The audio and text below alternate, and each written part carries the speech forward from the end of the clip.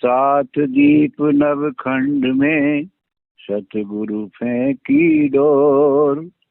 था पर हंसा ना चढ़े तो सतगुरु का क्या दोष। पुरुषोत्तम परमात्मा पूरन विश्वावीश। आदि पुरुष अविचल तू ही तो ही नवाऊं शीश। सभी प्रभु भक्तों का कृष्ण कबीरा चैनल पर स्वागत है। आइए जानते हैं राजा वीर सिंह को कैसे शरण में लिया। कबीर सागर में 8वां अध्याय वीर सिंह बोध पृष्ठ 97 पर कबीर जी से धर्मदास जी ने जानना चाहा कि काशी नगरी का नरेश वीर सिंह बघेल भी आपकी शरण में कैसे आया। वह तो बहुत अभिमानी राजा था, कृपा करके मुझ दास को बताएं। काशी नगरी का राजा वीर सिंह बघेल था। राजा में अभिमान होना स्वाभाविक है, ऐश्वर्य के साधन जुटाना भी स्वाभाविक है। राजा का महल बहुत सुंदर था और बाग में बना था। राजा का गुरु ब्राह्मण था। राजा ने अपने गुरु ब्राह्मण के कहने से अपने महल के पास बाग में एक मंदिर के पास कीर्तन का आयोजन कराया। बहुत सारे साधु ब्राह्मण वक्ता तथा श्रोता आए और अपने अपने इष्ट की महिमा स्तुति कर रहे थे। राम कृष्ण शिव आदि प्रभुओं को परम मोक्षदायक और भवसागर से पार करने वाले परम प्रभु बता रहे थे। अविनाशी अजन्मा कहकर श्री ब्रह्मा जी, विष्णु जी तथा श्री शिव जी के गुणगान कर रहे थे। कबीर जी भी उस सत्संग में पहुंचे और कुछ दूरी पर आसन लगाकर बैठ गए। प्रवक्ता प्रवचन कर रहे थे और श्रोता झूम रहे थे। कुछ समय के पश्चात राजा के गुरु ब्राह्मण ने कहा कि हे भक्त, लगता है कि आप भी सत्संग करते हो। आओ, आप भी कुछ ज्ञान का प्रसाद श्रोताओं को दे दो। कबीर जी ने कहा कि हे संत महात्माओं, आपने तो सब कुछ सुना ही दिया और मैं क्या सुनाऊं। ब्राह्मण ने तथा अन्य उपस्थित भक्तों ने मिलकर अनुरोध किया। तब कबीर जी ने कहा कि आप मेरा ज्ञान सुन नहीं सकोगे। तब कबीर जी ने सुनाना शुरू किया। हरि ब्रह्मा शिव शक्ति उपाई, इनकी उत्पन्न कहूँ बुझाई। बिना भेद सब फूले ज्ञानी, ताते काल बांध जीवतानी। अजर अमर है देश सुहेला, सोवे कहीं पंच दुहेला। ताका मरम भक्त नहीं जाना, कृत्रिम करता से मन माना। हम तो अगम देश से आए, सत्य नाम सोदा हम लाए। साखी कृत्रिम रस रंग भेदिया, वह तो पुरुष न्यार। तीन लोग के बाहरे, पुरुष सो रहत निनार। प्रथम अर्जुन को बल दीना, पीछे सब बल हर लीना। कृष्ण जब त्यागी देही, भील वालिया बदला लेही। सब भूले हो बिना विवेका, हम राम कृष्ण को मरते देखा। मरे ब्रह्मा विष्णु महेशा, साथ ही नारद सारद शेषा। मरे ज्योति निरंजन अभिमानी, साथ मरे तुम्हारी आदि भवानी। पढ़कर देखो वेद पुराना, आदि पुरुष का भेद बखाना। तुम यह ज्ञान कहाँ से लाए, ब्रह्मा विष्णु अमर बताए। तो कबीर साहब करें, अक्सर पुरुष एक पेड़ है, निरंजन वा की डार, त्रिजेवा शाखा भय पात रूप संसार। रजोगुण ब्रह्मा सतोगुण विष्णु, तुम गुण शंकर कहलावे हैं। चौथा पद का भेद निहारा, कोई दुर्गा साधु पावे रे। तीन देव को सब कोई ध्यावे, चौथे पद का मरम न पावे। चौथा छोड़ पंचम ध्यावे, कह कबीर वे हम पर आवे। तीनों गुणों की भक्ति में भूल परो संसार, कहें कबीर निज नाम बिन कैसे उतरो पार। तीन देव की करे जो भक्ति, उनकी कबहू न होवे मुक्ति। ओंकार नाम है काद का, याकू करता मत जान। सच्चा शब्द कबीर का, पर्दे माही पहचान। राम कृष्ण अवतार हैं, इनका नहीं संसार। जिन साहब संसार रचा, सो कीन न जायो नार। चार भुजा के भजन में भूल परे सब संत, कबीर सुमरे तासु को जाकी भुजा अनंत। कबीर जी के साथ यानी कबीर जी के सत्य ज्ञान को सुनकर सब श्रोता आश्चर्यचकित रह गए।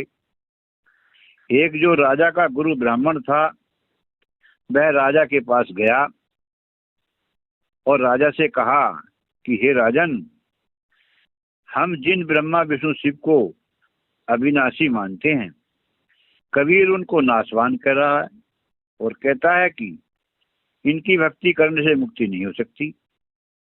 ब्रह्मा विष्णु शिव का पिता काल है और इनकी माता दुर्गा जी हैं। इन सब में शक्तिमान अन्य परमेश्वर है, जो कभी जन्मता मरता नहीं है। मूर्ति कूट पत्थर की बनाई, कारीगर छाती दे पाही। भक्ति ज्ञान योग का भेवा, तीरथ व्रत जप तप सब सेवा। सबको काल जाल बतावे, जो कोई करे नरक में जावे। यानी ब्राह्मण गुरु की बात सुनकर राजा ने एक सिपाही को कबीर जी को बुलाने के लिए भेजा। सिपाही ने जाकर कहा कि हे संत जी, आपको राजा ने बुलाया है। तो कबीर साहब कह रहे हैं, कहें कबीर वचन अर्थाई, यही कारण मोहे राय बुलाई। ना हम पंडित ना प्रधाना, ना ठाकुर चाकर ते ही जाना। पैसा दमरी नहीं हमारे, यही कारण मोहे राय हंकारे। गरज होए तो यहाँ चलावे, हम तो बैठे भजन करावे। कबीर जी ने कहा कि मेरे को राजा से कोई काम नहीं है। यदि राजा को गरज है तो यहाँ आ जाएगा। ना तो मैं पंडित हूँ और ना ही मैं कोई प्रधान ठाकुर नौकर हूँ। कह देना जाकर, मैं नहीं आता हूँ। सिपाही ने राजा वीर सिंह से जाकर ऐसे ही कह दिया। तब राजा वीर सिंह कबीर जी के पास जा रहे हैं। कीन विवेक राय दिल माही, नहीं आए कबीर हम जाही। आवत देखा जब हम भाई, तब हम लीला एक बनाई। आसन अधर कीन तही वारा, सवा हाथ धरती से न्यारा। नृपति देख अचरज मन कीनी, यह तो पुरुष न देखे कभी। धन्य धन स्तुति सब गावे, धन्य कबीर चरण सब ध्यावे। राजा चरण दो पकड़ भाई, धन्य धन्य नृप कराई बढ़ाई। कहें राय धन भाग हमारा, दर्शन दीन आए करतारा। आप दास कर जान साहब, दरस दीन आए के। कीजे कृपा यही दास पे, चल भवन दरस दिखाए के। कृपा कीन जस मोही, तस मंदिर पग दीजिए।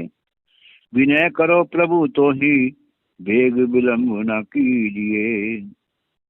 कबीर साहब कह रहे हैं, कहें कबीर तहा नहीं काजा, तुम पर चंड बघेला राजा।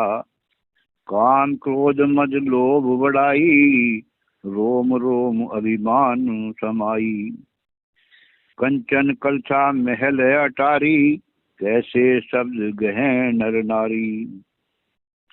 हम भिक्षुक जाने संसारा, कौन काज है तहाँ हमारा। कबीर जी जब राजा वीर सिंह के महलों में आए, तब राजा वीर सिंह ने कबीर साहब का अधिक आदर सम्मान किया और कबीर जी से कहा कि आप हमारे साथ चलो, आज हम शिकार खेलने जा रहे हैं। कबीर जी ने कहा कि मुझे साथ लेकर जाओगे तो आपको कोई शिकार भी नहीं मिलेगा। राजा वीर सिंह नहीं माना और आग्रह करके हाथी पर बैठाकर अपने साथ ले गया। वन में जाकर राजा तथा सैनिकों और घोड़ों को प्यास लगी।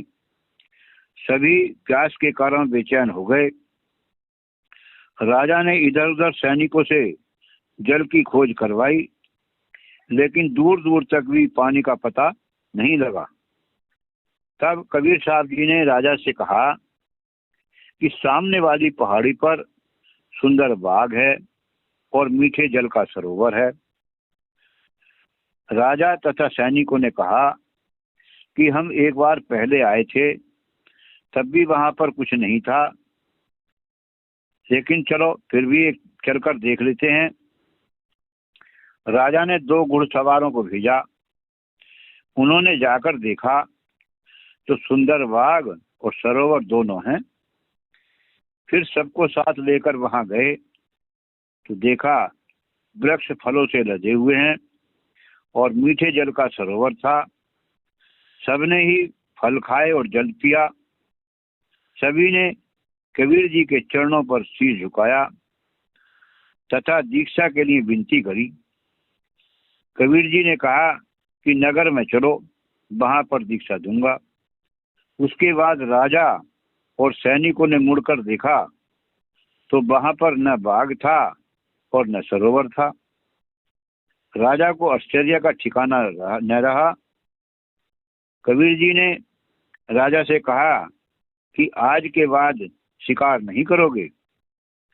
राजा ने प्रतिज्ञा ली कि भविष्य में मैं कोई जीव हिंसा नहीं करूंगा। जो कोई हमरा बीरा पावे, बहुर नयोनी संकट आवे। बीरा पावे भवते छूटे, बिन बीरा यम धर धर लूटे। सत्य नाम जीव जो पावे, सोई जीव तो ही लोक समावे। ऐसा नाम सुहेला भाई, सुनत ही काल जाल न सजाई। वीर सिंह बचन। साहब शब्द सार मोहे दीजे, आपन कर प्रभु निज के लीजे। हो घट घाट बाट कहीं दीना, पांजी भेद सकल हम चीना। कबीर वचन।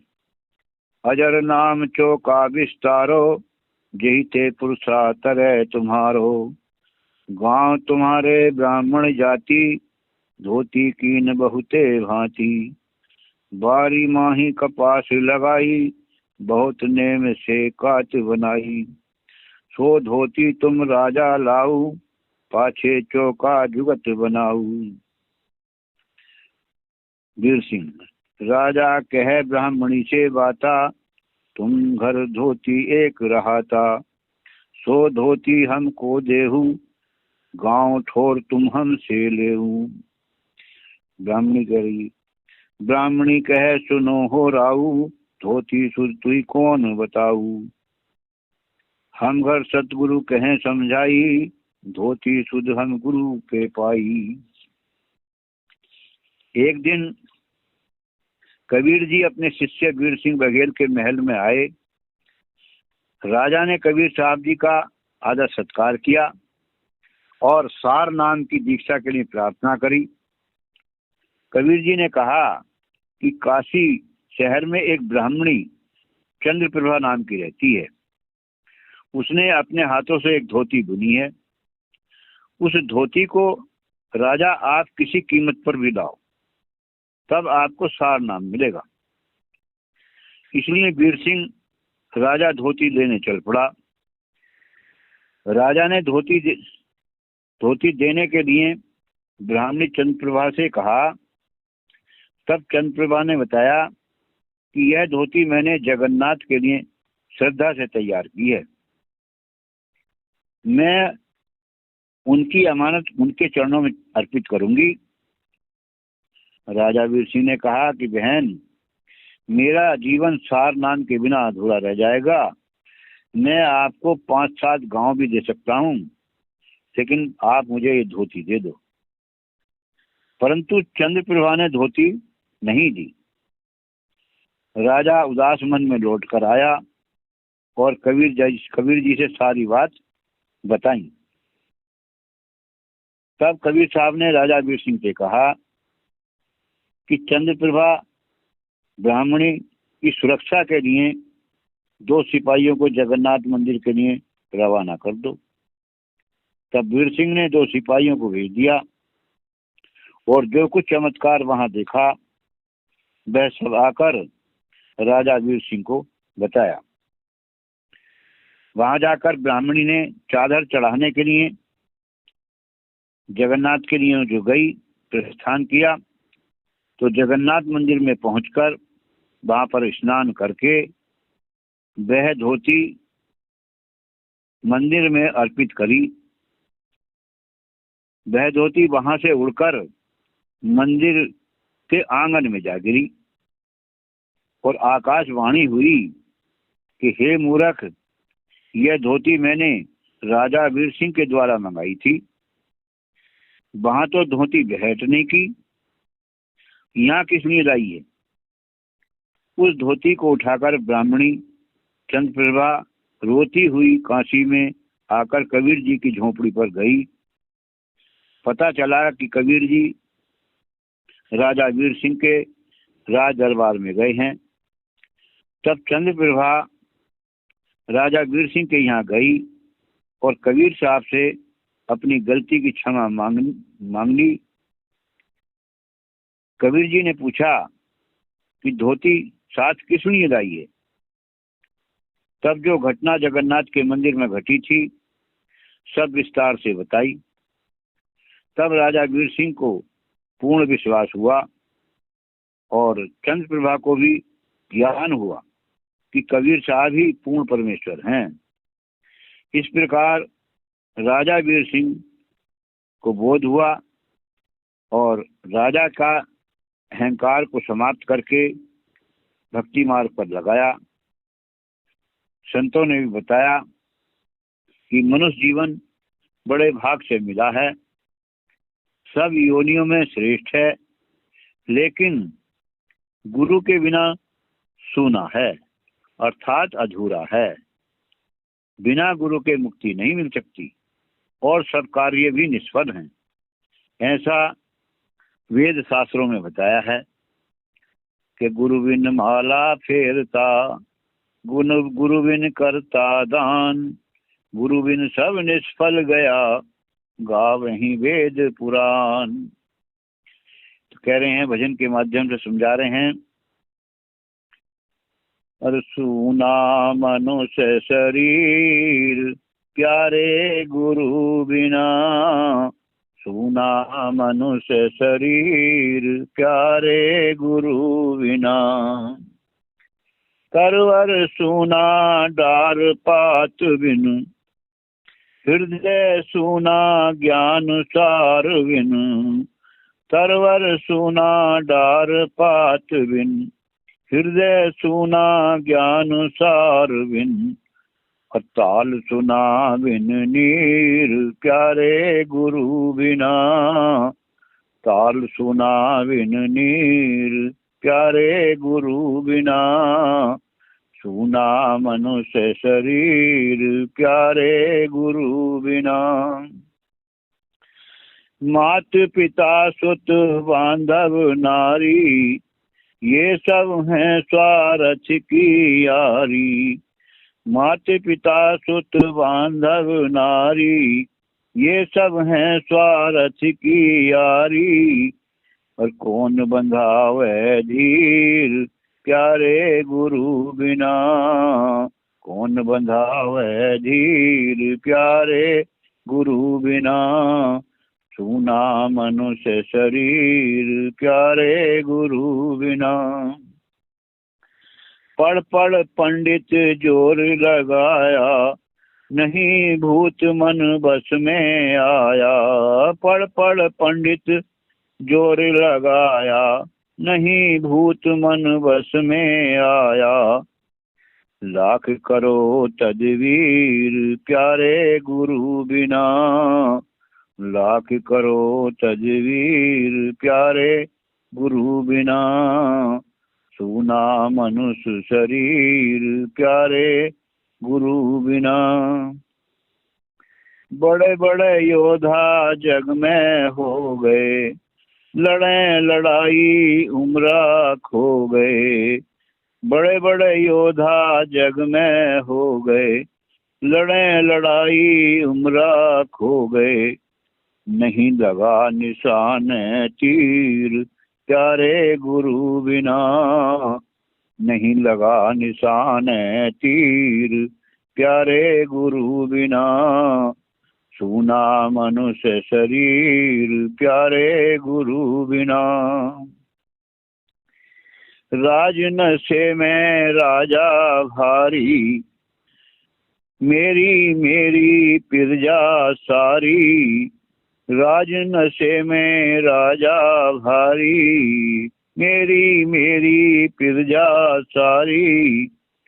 पर अपनी नहीं जगीर प्यारे गुरु बिना। पर अपनी नहीं जगीर प्यारे गुरु बिना। सूना मनुष्य शरीर प्यारे गुरु बिना। ऋषि मुनि साधु ब्रह्मचारी, भेद बिना सब फिरे अनाड़ी। ऋषि मुनि साधु ब्रह्मचारी, भेद बिना सब फिरे अनाड़ी। और कटे न कर्म जंजीर प्यारे गुरु बिना। कटे न कर्म जंजीर प्यारे गुरु बिना। सूना मनुष्य शरीर प्यारे गुरु बिना। सूना मनुष्य शरीर प्यारे भजन बिना। सत्साई।